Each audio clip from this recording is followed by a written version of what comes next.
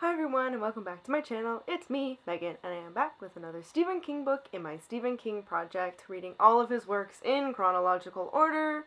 Today we are in 1988, which I'm going to be talking about Nightmares in the Sky. This lovely book.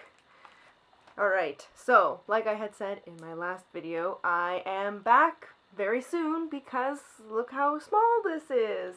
I mean, this is more of a coffee table kind of book where you just kind of leave it and people look at it because, like, most of them is just, whoops, most of it's just images of gargoyles, so there's not a lot to read, so it didn't take me very long to get through.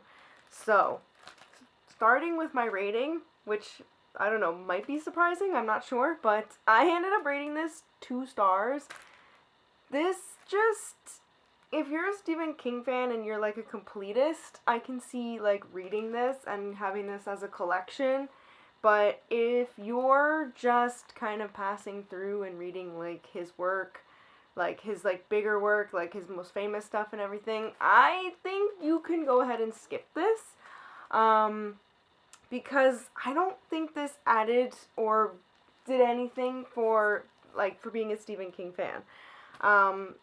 He basically introed this, so this book is F. Scott Fitzgerald's photographs of all of these gargoyles, in which I will say, I did learn about gargoyles. I didn't know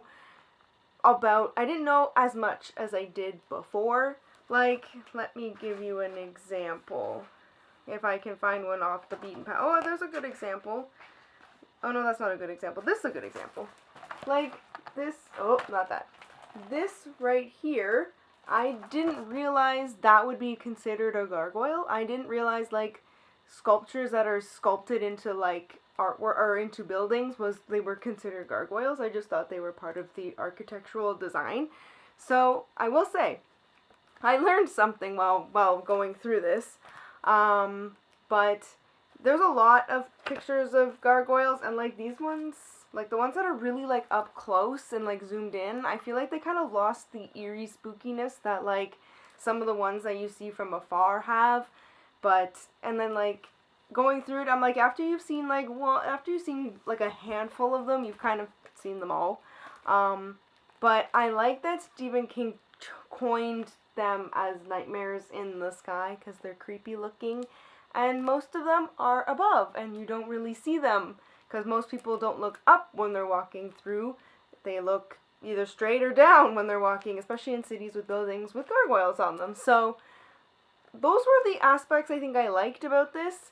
When it came to his 35-page foreword, I don't know, it just read like he had, like, too many things came together, and I didn't understand what he was trying to get at.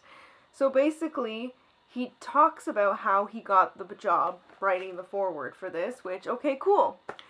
Then he proceeds to tell us that he's going to talk about gargoyles off the top of his head.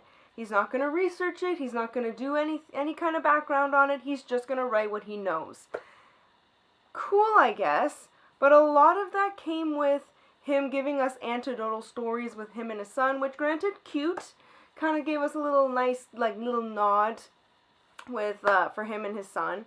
But then he kind of veers off into this other context where he starts talking about this vase his wife owns, and he's describing the vase, and I don't know what he was trying to say when he was writing that. Like, me, I thought maybe he was trying to, like, tell us that art is subjective, and that gargoyles and the art that the artists have made, and, like, these creepy figures, sorry, the glare is terrible, but, like, the creepy figures are subjective to the artist. I think that's maybe where he was trying to go with that, but it just read like a lot of gobbledygook kind of thrown together, and I just didn't get it.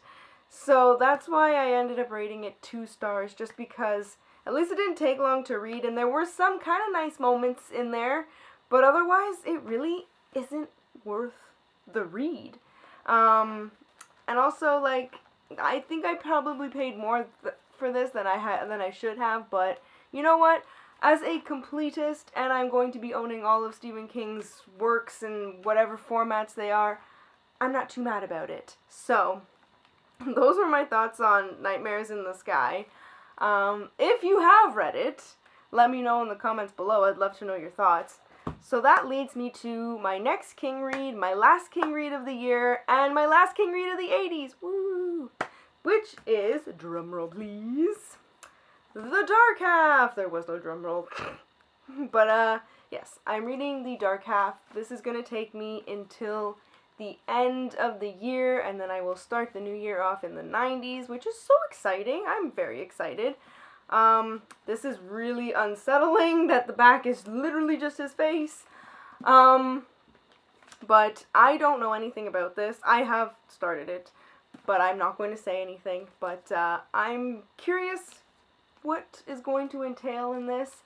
If you read this, you can let me know, but don't spoil anything for me. Just say, yeah, it was good, or maybe, yeah, it was bad. Let me know. So that is all I have for you guys today. If you liked this video, give it a thumbs up, a like, a subscribe, a do your thing, and I'll see you all in my next video. So thanks, and bye, guys!